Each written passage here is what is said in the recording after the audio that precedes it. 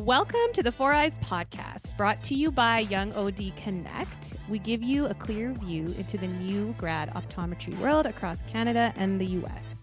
We are your hosts. I'm Dr. Deepon Kaur. And I'm Dr. Amrit Bilku. Today, we have Dr. Alexa Hecht, who is an optometrist that graduated in 2021 and is practicing in Toronto, Ontario. And today's episode is all about Alexa's experience as a new graduate working in different practice modalities. So, just to get started, for our listeners who do not know who you are, can you tell us more about yourself? Yeah, thanks so much for having me. I'm so excited to be here and chat with you guys. Also, congrats on the new partnership with Young OD Connect. I love Young OD Connect, so that's exciting. You.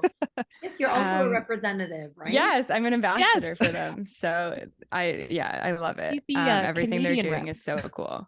Yeah, I actually grew up in Winnipeg. And then I did my undergrad there, and then I went to University of Waterloo and graduated in 2021, like you said. And I never left Ontario. So here we are now. I'm in Toronto, and I'm currently practicing at 2 locations, but I have practiced at a total of 4 different clinics. And yeah, I mean, I'm still learning as I go. I do have a special interest in dry eye and aesthetics and clean cosmetics and things like that. So that's kind of where I'm focusing some of my time. But yeah, I'm excited to be here and chat more. Alexa, let's dive in because we're really excited to talk to you about your experience because we also have similar experiences. And I think a lot of our listeners probably do too. You know, before graduating though, when you were a student, how did you first visualize the way you'd be practicing as an optometrist? And did you have any specific mode of practice in mind? I think when I went into school, I only thought private practice existed. And I don't know if that's a common thing, but that's why I went into optometry, because I grew up, my dad's best friend had a really successful practice in Winnipeg, and it was a private practice, and that's all I kind of knew. And of course, like, you kind of research for your interview, other modalities and things like that, and like specialties, but I hadn't been exposed to that. So I think that's where I envisioned myself going in or coming out of school. But I became more open to the possibilities of other modalities, and I didn't want to stay in my little bubble. So I was a part of AOSA, and I was exposed to a lot of different conferences in schools. I kind of felt like the world of opportunity opened up to me, and I saw all these industry positions and things like that. Yeah, I mean, you never know where your career is going to take you. And I'm still very open as I go through my career and my day to day. And I do love private practice. So yes, that is where I am right now and probably where I see my near future, but you never know if it could be an industry one day, you know? I think for what you said, like just thinking about private practice, that's exactly what I thought. Even first year to even my last year. And I was not as open-minded as you, I think. I was like, 4th year, I was like, no, I'm gonna stay in private practice. But it doesn't always work out that way, right? Because, you know, you end up in your first year out of graduation and you're like, oh, okay. But we'll get to more of that from your experiences. Because for optometry school, I think at ICO, Amrit, we had to shadow a couple optometrists as well for our application form and everything. I think that's for most application forms across the board. Yeah. And I only shadowed at private practices. So I thought that was the majority, like 99% of the jobs going out when I was applying. So I was like, oh, this is going to be great. And those are the hardest jobs to get. I know. That's why I was like, oh, this is not what I expected. Yeah. But when you applied for job opportunities, how did you end up deciding to work in multiple places, and how did you manage your work schedule? When I graduated, Ontario was an interesting place. We were entering a job action. It was peak COVID. I didn't have very many options. And so coming up to graduation, I was hustling. Like, I was reaching out to as many people as I knew in my network. I spoke to a lot of people. I interviewed at probably 5 to 6 different places. But like I said, my options were a little bit limited. People were scared and people weren't hiring. And I'm assuming you had a similar experience. Or I went back to Calgary. So I currently practice in Calgary, Alberta. And I still had the same experience as you, Alexa. So I couldn't find any full-time job like for 5 days. It was literally a different job Monday, Tuesday, Wednesday, Thursday, and Friday. And as a new grad, I felt so overwhelmed that I just went to a rural place and left the bridge. And I was like, oh, I'm just going to go rural for a while and get one job for 5 days and just do that for a couple years and then maybe move back to Calgary. But it was really overwhelming. And it was something I did not expect when I graduated, because I thought, oh, yeah, there'll be lots of, job opportunities. It's like a bigger city. It won't be that difficult. But a lot of the OD owners were like, oh, we can only hire you for like maybe 1 or 2 days. And I was like, well, what about a full time? And they're like, oh, we're just not looking for that right now. And this was before the pandemic. This is before we even knew this was even going to happen. Yeah. The other thing you said that I thought was really important, like hustling. Yeah. That's, I think every OD does that outside of graduation. That's like a word we all have come to know. And networking, so important. I will say for myself, I did not do that as much during school. Either. I didn't realize how important it was. And optometry is a very small world. Like everybody knows each other, even from Canada to the States. Like everybody knows each other. So that is super important. Like anyone or those ODs that do presentations or come and talk. Yeah, I would, if I could go back, I would definitely try to talk to them way more and at least get them to know who I am. Right. Yeah, for sure. And I mean, so I ended up at one clinic where I was given, I would say like 2 to 3 days.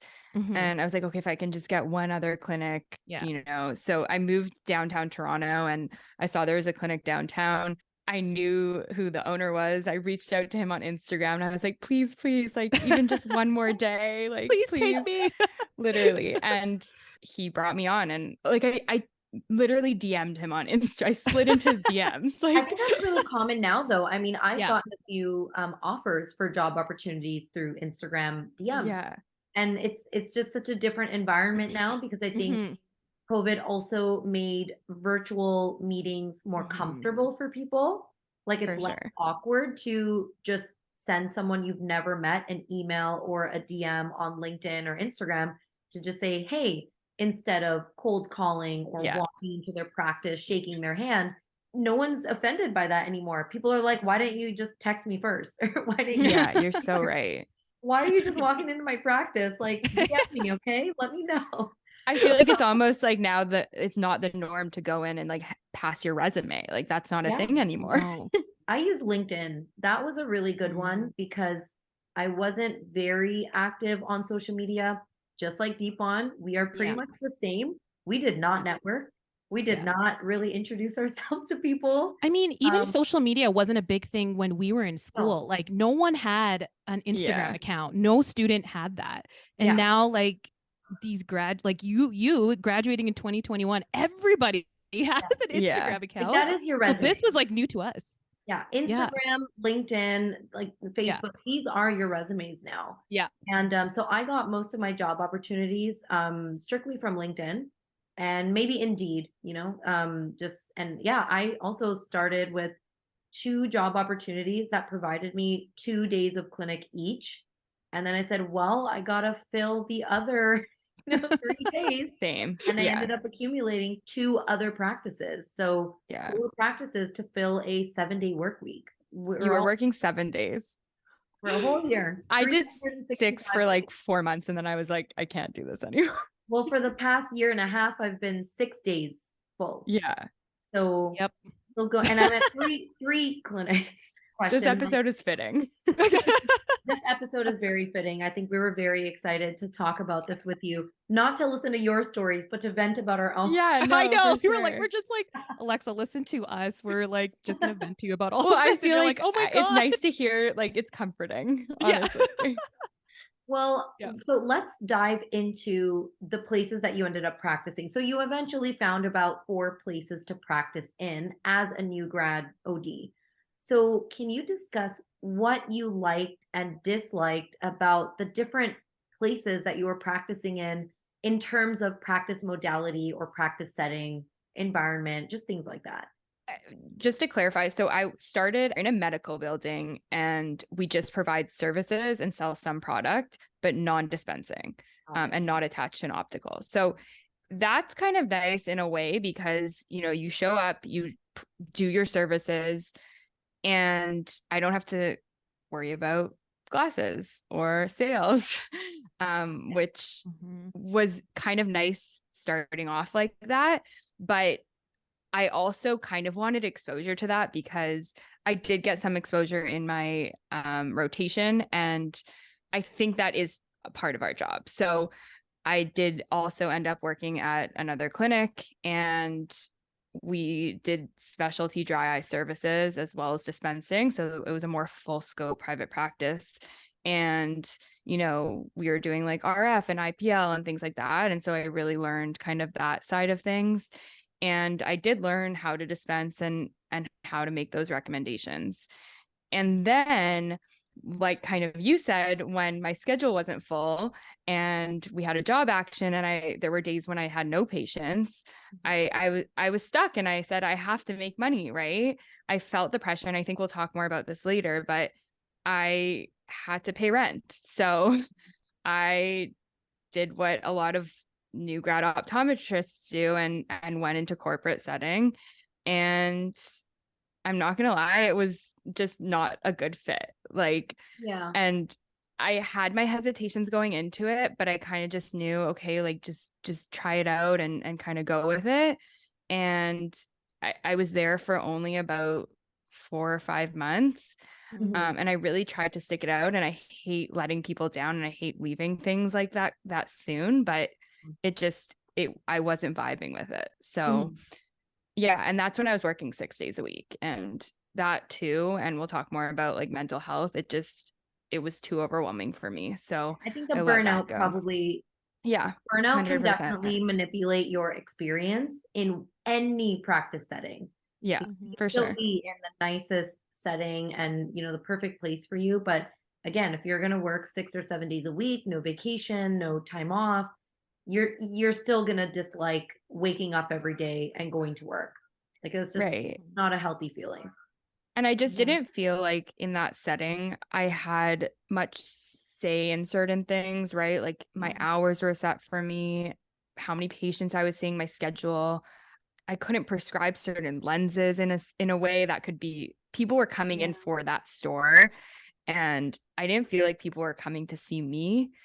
Yeah. Like people, you know, the feeling when people leave your room and they're like, you're like, they don't know my name. Like, even though I introduced myself, I just feel like, and I feel like I leave an impression, but still, I just feel like they weren't coming in for the service. They were coming in for the front of the store. They come in for the product. When the patient is coming in more so to obtain the product, whether it be like they just come in for these certain drops or the certain eye care product or these certain frames and then they want to go, you know, it makes you kind of feel like you're almost like a ghost. You're just invisible. You're just you're the middleman that they need to see in order to get their prescription product. Yeah. You feel used. You feel like, oh, like what just happened here? They don't I come get in that. for the experience, right? So it's kind of like they're just in and out. And I think that's a perfect word for it. You're like the middleman, like the block from their prescription. They're like, I just need the prescription. And then you're like, oh, okay, cool. Well, let me just give you 2 minutes about your health. And they're like, oh, okay. You're just like, okay, wait, hold on. But corporate setting, I have the exact same feelings about that as well. Similar to you, Alexa. And you know, some people thrive in that environment. So kudos to those people, because I couldn't. Like it's hard. You have to have that mindset and mentality and put all your energy into that.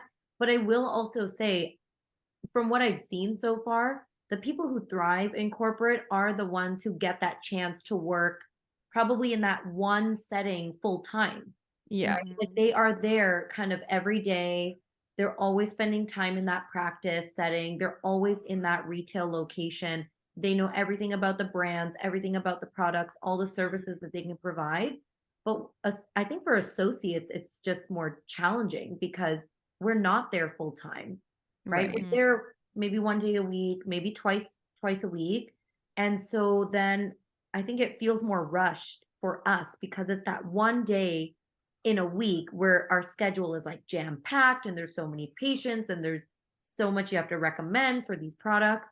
So maybe that's why it just feels so overwhelming for us compared to people who are actually there full time, spending their time every day there. That's like all that's all they know. And I think they thrive in that, which is good because I could not. I burned out very quickly too. Yeah. Yeah. And I think also it's interesting, even being in so many different practices, it's sometimes overwhelming, even if you have to book someone for a follow-up.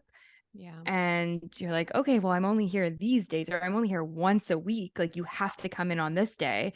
And not to say that I have no issue, sending them off to another doctor, but you like to follow certain things. Yeah. And it's hard to form that relationship if you're not the one following them. And oftentimes it just isn't, it's not feasible. Like, you can't do it. You're not there. Yeah. Yeah, no, that's for sure. Yeah. Being at a clinic once a week, you're not going to see your follow-ups. And then when you are there once a week, you see all these random follow-ups that you have no idea what just happened. Yeah. And you're like, Let me okay. remind myself, why did you come back again? Yeah. And I get that experience from the patient too, right? Like if they're seeing a different doctor every single time they come, they're going to be like, okay, this person probably doesn't know my chart. This person probably doesn't know what's going on. It's a different doctor every year I come here, for or every sure. follow-up I have. Why I should think I if have I any were in their loyalty? position, right? Sorry to cut you off. Yeah. Oh, no. Yeah, it totally makes sense, right? So Alexa, now that you've gained experience at various practice settings, has this shaped the way you visualize how you want to practice in the future? So do you want to own versus staying as an associate? What are your preferred working hours, the number of patients you want to see per day, and your desired patient population, and kind of like the vibe of the clinic you want to work at? Yeah. I like how you touch on the vibe because I think that's really important. Yes. That's all we do now is talk about the vibe, Alexa. The vibe. The vibe is very important. Energy is very important. Energy. I need to feed my energy, not be sucked out. Yeah.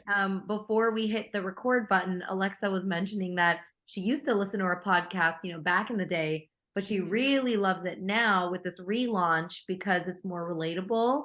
And I was just going to say, I feel like every episode that we've done so far, it's all about the vibe of the practice. I'm sure we mentioned that in every episode, that phrase, the vibe. What's the vibe, you guys? You might need to rename the podcast. Yeah. Vibes. What's the vibe? Vibes. Good vibes only. No, but seriously, I feel like whenever I leave a location I'm working at, I kind of make a mental note of how I feel. Yeah. And walking in, like, am I dreading going here? Am I excited and inspired when I leave, or am I kind of like, ugh, I have to go back tomorrow, right? I think that's really important to make a mental note of that, just to know kind of where you're at with each clinic. And of course, you're going to have good days and bad days at every clinic, right? But overall, how you're feeling. I think when it comes to owning versus being an associate, I think deep down, I've always wanted to own my own clinic. And I think that one day that will be the case. Yeah. But I've also now been more open to, being a partner at a clinic that's already established, or, buying someone's clinic who's retiring, things like that. Yeah, we'll see. I don't know. I have dreams and aspirations that hopefully will come true one day, and I'm working towards. Yeah. But I'm kind of taking it day by day right now, and just trying to get on to the next week. But this is such a true statement, though. That's how we all feel. Even to this day, Amrit and I, every time we talk, we're like, dude, let's just get through this hour, this day. Like, okay. Seriously, though. Sounds good. No, very, very common. It's true, though. I mean, it's very daunting to even, as a new grad, think that, you'd be a practice owner one day, because it's daunting to practice alone. It's nice to work in settings where you have multiple doctors there, because then you can collaborate with them, ask questions, learn from them. So maybe, new grads are like, well, I don't want to own my own practice because I don't want to be working independent or solo right now. And then of course the finances are always the huge elephant in the room. what would I do? Put more money onto my loans to open a practice? Will the bank just laugh at me and shut the door on my face? You know, is it more important to pay off my student loans first? I think a lot of people aspire to be a practice owner, but all those kinds of questions right out of school, that's I have no idea how to start or run a business. yeah. And that's what we don't learn that either in Right. school. And that's Yeah. hard too. Now you got to find resources online about business, about numbers and marketing and all this. It's overwhelming. It can take Yeah. years to prep yourself for that. That is a journey that maybe one day will come, but just not right now. Yeah. But yeah, with hours, patients I want to see. I mean, I do feel like right now I'm at a state where I can, you know, choose my hours in a sense, or I like taking a lunch. I'll go for a walk during lunch, Yeah. Oh, or wow. once So I finish nice. charting. Yeah, I mean, I think that's important too, and Yeah. kind of setting boundaries. I can see a lot of patients in a day, but am I going to be totally exhausted and knocked out at the end of the day? Maybe. So I don't limit it, but you know, within reason. Mm-hmm. I could I don't say, often say no to seeing a patient though. I feel like as a new grad, that maybe is a good That is me girl, all the time now, give girl. it 6 months. 6 more months. You'll say no to everyone. You're like, no, I will not be seeing that. No, I'm just book them with me next week. Well, I think Yeah. it's like you learn your time management and like what Yes. you know what the vibe of our podcast now is know your worth. Yeah, And for Deepon sure. and I truly do, I think, try to express that with every episode. You start to learn the worth of your time while you're in clinic. So, Yeah. you know, you already have a full schedule. You already know, what patients are coming in, how much time you're going to have to spend with each patient. You know, this one's coming in. I don't even know if I'll make lunch, make it today because I don't even know if I'll have it. And then someone calls for an emergency because their eyes are burning. And you kind of start to talk with your staff and your staff puts them in. And then Yeah. you kind of know like this is not the day for the patient to come who has, suspected sounds like dry eyes. I don't need to see them today during my lunch hour. No, thank you. Please have them come tomorrow and do some artificial tears until then. But Yeah. of course, manage that properly. Tell the patient to call back if it's not getting better, and Right. do your questions. Do your triage. But you start to know your worth. You start to know what is really an emergency, what's not. Like Yeah. you get that when you practice more. Yeah. And I It's think not rude I'm to say learning no. that as I continue. And I think also having open communication with front staff and most of the time now someone will or the receptionist will come and speak to me first before booking Yes. someone. But I have a random question for you, Alexa. So when you first graduated, when you talked about just having open communication with staff, how hard or difficult did you find that initially? Or were you kind of like, no, this isn't bad, like I can do this? Or like, what did you do to kind of handle that or make it easier on yourself, I guess? Yeah. I think it's interesting being an associate because Mm-hmm. you almost don't want to cross the line of the owner, right? So you don't want to come in and be like, these are the things we do here, right? But it is your schedule and you have rights to do certain things too. So I think just honestly, I always check in at the end of my day with my staff and I say, how was today? Were there things you need from me? Because I think sometimes they don't want to interrupt you during your day. Yeah. So I always check in and see if there's things I've missed or if they have questions that they need answered today before I leave. And so I think just starting off that way and being really, really nice to the staff is always something I try to do, You always have to be nice to staff. They Yes. really hold our jobs like in their hands. Yeah. So I think another great tip for that, for anyone who's struggling to manage different practices, because if you are a little OCD, a little type A, and you do like to have your patients, pre-tested in a certain manner, triaged in a certain manner, write it down. We have a practice in Bolton where I work with 4 other doctors. So there's 5 of us total. And, all of us have a different preference for pre-test. I don't need a new child pre-tested with auto refraction and this and this and this, because I can just do it in the exam room. It's much faster. Whereas there's another doctor who's like, nope, no matter what the age, every single patient, I want an auto refraction. I want this, I want this, I want this. So, our pre-testers have a binder or just like a little sheet that goes next to their computer, with each doctor and their preference for different age groups of pre-test that's on there. It's probably a lot of hard work for them to kind of get to know that, but it's like a reference sheet. No, that's And so then true.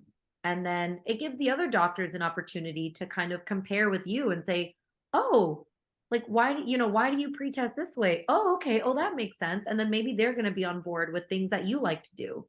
But it's nice to lay it out and have that for the staff members so that they don't feel confused or overwhelmed. They can just refer to it, if they have any questions. Yeah, that's a really good tip. So, Alexa, many new grad ODs find it important to, quickly pay off their student loans and make those big purchases like get a car to go to your jobs or get a home, start a family. And so this, of course, means we end up working those long hours, 6 to 7 days a week at 4 to 5 clinics. We're just starting to, overwork ourselves. And then, of course, like you just mentioned before, mental health and self-care overall usually becomes, last priority, based on what we're doing throughout the day, because we now have these other goals to meet. So can you talk more about how your mental health was doing, post graduation with all these different, practice modalities? And if you did experience a lot of mental health challenges, did that change your definition now of what a good work-life balance should be? I think that's a really important subject to talk about. And we did kind of touch on burnout and working 6 or 7 days a week. And I think when you're signing on to do something like that, it sounds like a good idea. And it sounds like, oh, I can do this. Because when you have your days off, you're like, oh, I could be working, right? Yeah. But then it comes and you're like, no. Yeah. It's a good idea. Even when you until don't it's have not a good plans. idea. Yeah. Even when you don't have plans, you're just sitting there. You're like, no. I don't think today's a good day to work. We're just going to sit here today. Yeah. So like, I definitely felt the pressure at certain points. And I think we have to think about money. The money will come. We're all going to be at a point in our lives when we will have good amount of money, I think. Of course we have to work for that, but yes, praying. But there was a point when I was really focused on that. And as soon as I kind of let that go and started focusing on like learning and building my practice and my relationship with my patients, it all started to come together a little more. And I started seeing my patients sending their family members and like word of mouth referrals and things like that. And the pieces started to fall into place. And it took a while. Like it wasn't, I was so focused on that at the beginning. But it takes a while for people to come and see you and word of mouth to spread. So yeah, that's one of the things I think that is challenging, but it sticks eventually. And then I also think like I did want to touch on self-care and just finding ways to sprinkle that into your day, because you don't need a full day of self-care. I mean, that's great. If I can take my Sunday off and have a full spa day, that would be lovely. But I try to fit it in every day. So I'm a huge fan of meditation, and I do 10 minutes in the morning, like almost every morning. And it really changed my life, honestly. I feel like it sets me up in the right mindset for the day. And if I wake up feeling a little anxious, which sometimes happens, it just resets me. I also I try to work out, even if it's like a 20-minute workout. That is how I manage my mental health and anxiety and things like that. Or like I said, like going for a walk during lunch, like getting outside. Like sometimes I just feel like I'm like stuck in my clinic, and it's so nice to get like fresh air, even if it's freezing. But yeah, like I said, it doesn't need to be a full day. And obviously a day off is like super recharging and nice, but just finding those little moments throughout your day, I think is important too. I think Deepon can agree with that because you started, like I remember one podcast episode, you were talking about like breathing exercises, you were doing box breathing, meditating. Yeah, even at work, I'll kind of do that. Like if there's those overwhelming days where you might feel like overbooked or there's a complicated patient, I'll do like breathing exercises at work or even try to meditate at lunch. And it really does help. But yeah, like even when I first started out, even now, like I'm still working 6 days a week. I did 7 and that only lasted for a month. And I was like, no, never again. But it's hard. Like it's hard to kind of get through those days because like what you said before, you just kind of on your day off, you're kind of like, well, I could be working right now. And it like optometry too, for us, we don't get paid on our days off. If we are sick, there's no pay for us. We don't get any vacation days. So that I think for me was a huge factor in how I was thinking about my finances. I was just like, oh my God, I have to work every day if I'm going to take a vacation in a week or like next month. Like this only makes sense to do that.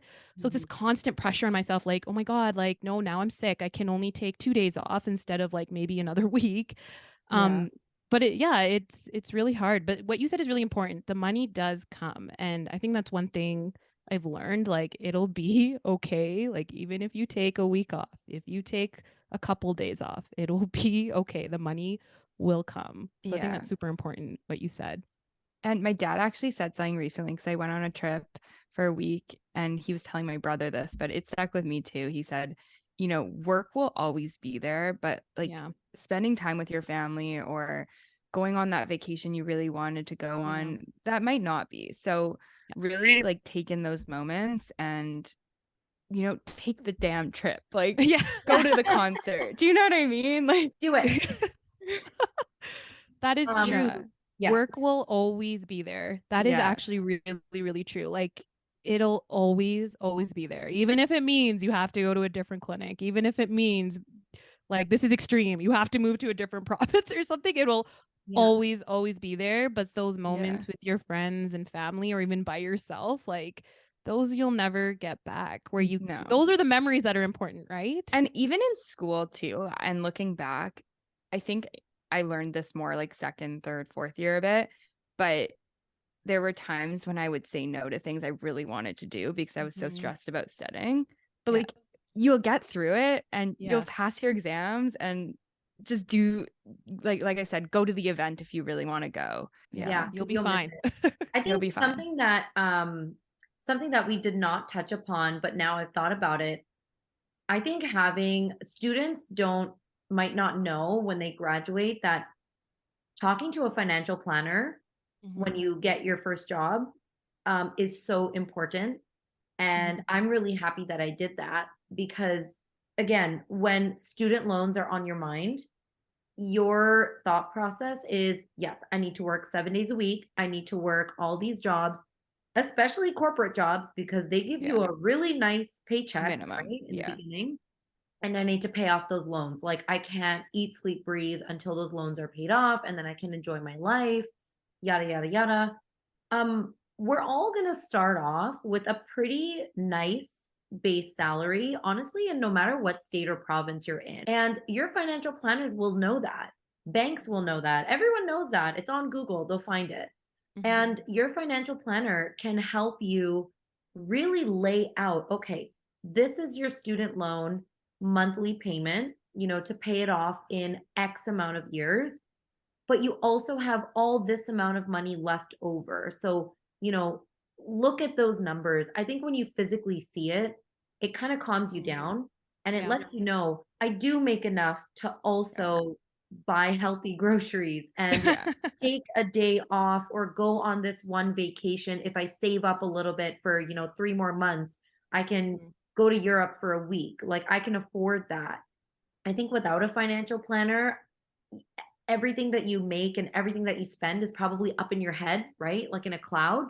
And so it probably just feels like, well, all my money has to go to these student loans. So I have to work and I can't do anything else.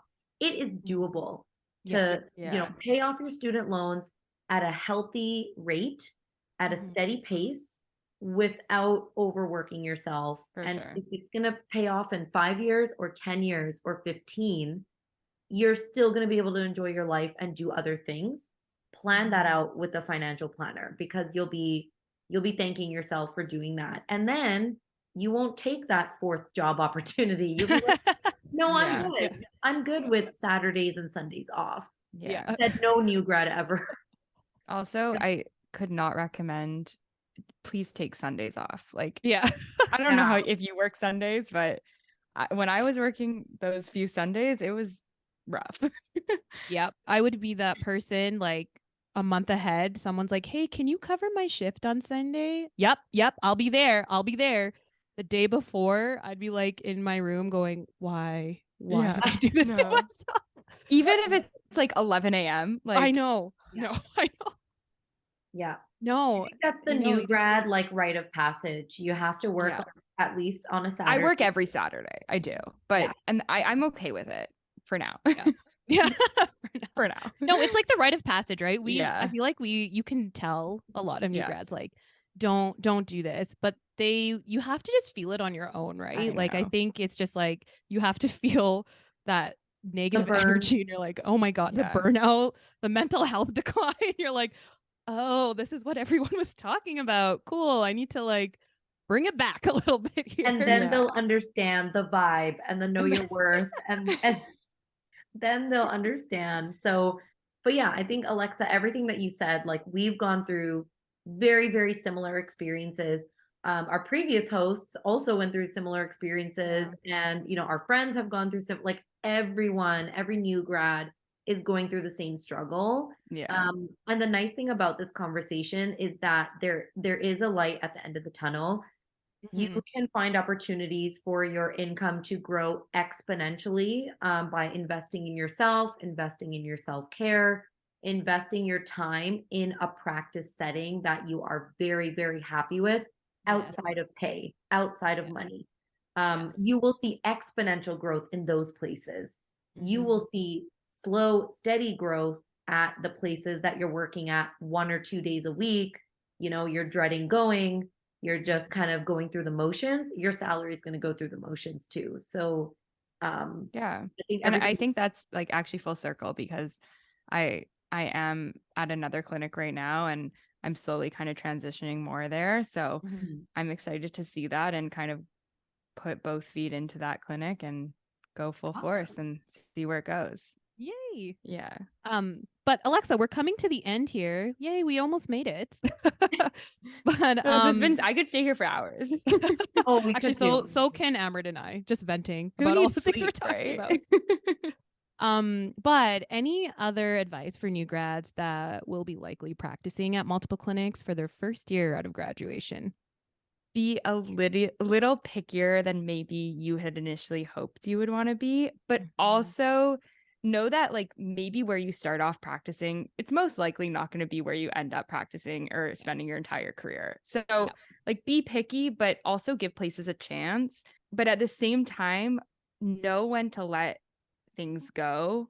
Like I said, I knew where I was working in that corporate setting, just it wasn't the right fit. And I hate letting people down. Like I hate that. And I hate having to tell people goodbye. But sometimes you got to put yourself first, right? And it's your career and it's your time. And sometimes you do have to let people down. So know your boundaries. Also, you guys had touched upon this on a previous podcast about like writing down your goals and where you see yourself.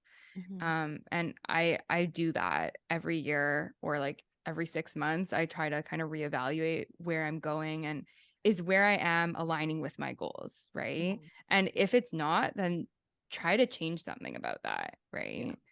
I want to be somewhere where I'm constantly challenged and constantly growing and being pushed. And if I feel like I'm constantly, showing up to work and just doing the same thing over and over again and not being challenged, then I feel like I'm going to just stay there, right? Mhm. So I think that's important too. Those are all great, great tips. We're so happy we had you on, Alexa. Thank you so much for being vulnerable and sharing your experiences. We know for sure a lot of our listeners are going to relate to everything that you've had to say today. So thanks. Yeah, thank you. And if you have any other questions, people can find me. You can find me on Instagram. You can DM me, slide into my DMs. I'm on TikTok too. That's kind of actually where I post majority of my things. And then I guess like LinkedIn. Yeah. Everyone's on TikTok. Is this ban happening, or what's everyone gonna do, if that goes down? I don't know, but like get on TikTok. TikTok is so fun. Support it. Job action so on TikTok. Yeah, Amrit, I don't think you're on TikTok, right? I can never send you my funny videos, and they're hilarious. You can send me. I know. I should send it to Alexa. Like, Alexa, here are my funny videos. I get very I can hop on trends pretty often, but sometimes I just get really aggressive, and I'm like, nope, I'm not gonna fall for this. Like, I'm not gonna do this popular thing. I was like that. Yeah. And then I realized that too. there's just so much opportunity on TikTok. Like, I feel like that's where people get their information. Yeah, it's true. So that's many where patients. Definitely. You'll see me on TikTok when my new practice opens up, because I have to throw in the towel. Yeah. And well, I was just kind of like, if people are going to get their info there, I need to be delivering at least some good quality info, right? The right stuff. So that is true. Yeah. Yeah. So thank you so much, Alexa, again, for coming on the podcast. Good luck with your new practice venture. We wish you all the best. And yeah, we hope to see you on Instagram and TikTok so you can show us what you're up to next. Thank you guys so much. Thanks everyone for listening to Four Eyes, the podcast series brought to you by Young OD Connect. Be sure to subscribe and follow us on Instagram or YouTube at 4 Eyes Optom for more content. We'll see you guys next time. Bye.